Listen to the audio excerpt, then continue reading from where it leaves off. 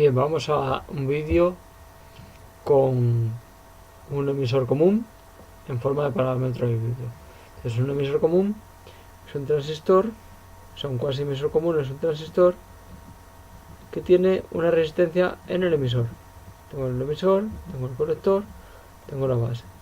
Y le ponemos una resistencia en el emisor.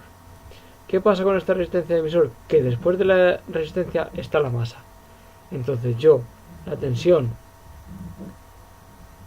si tomo de referencia la tensión que quiero medir de salida, la tensión que hay en el colector, tengo que la U2, que es la tensión de salida del parámetro híbrido U2, se mide después de la resistencia de emisor. Por eso es un cuasi emisor común. Y que la U1 igual se mide desde después de la resistencia, perdón, 1, después de la resistencia de emisor común, y no antes, que era como era antes. Antes teníamos un parámetro híbrido tal que así, ¿no? Que ya iba directamente a emisor. Aquí teníamos nuestro generador de corriente en paralelo con nuestra admitancia, y aquí iba colector. Y esto era el emisor y esto era el emisor. ¿Qué pasa? Que ahora hemos puesto en medio una resistencia y que después está la masa. Entonces ya el emisor se quedaría aquí. Como podéis ver, el emisor es este punto de aquí, ¿vale? Ahora, esto es un cuasi emisor común. Entonces, ¿qué pasa?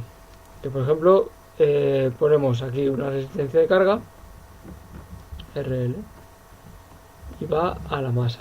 Entonces, esa sería esta resistencia de carga RL, ¿vale? Y la tensión que aplicamos a la entrada sería una resistencia interna DRS y el generador de tensión VS, ¿vale? Por ejemplo, para hacerlo lo más sencillo posible. Entonces, ¿cuál es la resistencia de entrada o impedancia de entrada de este circuito? Pues es esta resistencia más esta resistencia. ¿Te das cuenta? En verdad es esta resistencia en paralelo con esta resistencia más esta resistencia. Porque si lo viéramos bien, esto simplificado quitándole cosas que no son resistencia, la admitancia no es una resistencia, es lo inverso, ¿vale? Entonces, ¿qué resistencias tenemos aquí? Tenemos HY, RE, RE y RL. Sería HY, después tendríamos dos paralelos, ¿no? RL y RE, que están en paralelo, ¿vale? Entonces la resistencia de entrada, RI, sería HY más el paralelo de RE por RL entre RE más RL. Por ejemplo, o sea, estoy viéndolo a grosso modo, para que os deis cuenta de lo que influye esta resistencia, ¿vale? Entonces, por ejemplo, otra cosa a tener en cuenta en los cálculos es que por aquí antes teníamos en un emisor común nuestro generador de corriente que va al emisor y nuestro generador de tensión HRE por VCE y HIE, y esto es HFE por IB en paralelo con la admitancia, ¿vale? Y decíamos que la corriente de colector pues venía por aquí, ¿no? Y se separaba en la admitancia tal, y la corriente base aquí. Pero ¿qué pasa? Que entonces, como hemos puesto una resistencia y tiene que pasar obligatoriamente por la resistencia, ¿qué corriente pasa por la resistencia? Pasan dos, la IB y la IC, ¿vale?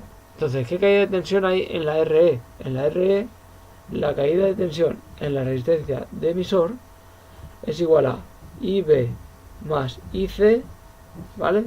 Por RE. Eso que lo tengáis en cuenta, ¿vale? Por ejemplo, la tensión U1 sería igual a la caída de tensión en esta resistencia, que es IB por HY, ¿sí?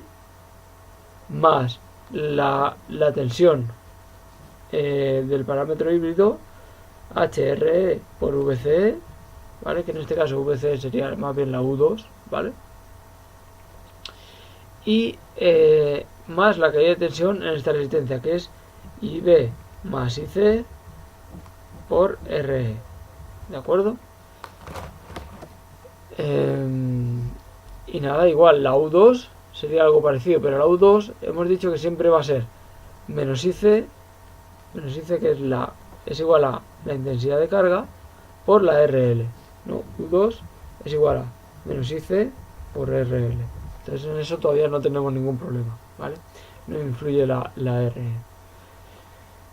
Pero bueno, pues nada, esa caída de tensión es igual en esto que en esto, porque es de aquí hasta aquí y podemos ir de aquí hasta aquí por este camino o por este camino. Entonces la U2 también va a ser igual a IB más IC por RE, que es la caída de tensión en esta resistencia, más la caída de tensión aquí. Y realmente no hay caída de tensión, ¿vale? ¿Os dais cuenta? Estos no son resistencias, esto es una admitancia, esto es un generador de corriente.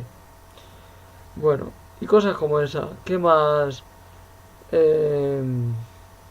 Nada, es tener en cuenta eso a la hora de calcular que si la ganancia de corriente, que si la ganancia de tensión, la resistencia de entrada y la resistencia de salida. La resistencia de salida, pues realmente es esto, ¿no? Vemos así la resistencia de salida, RO.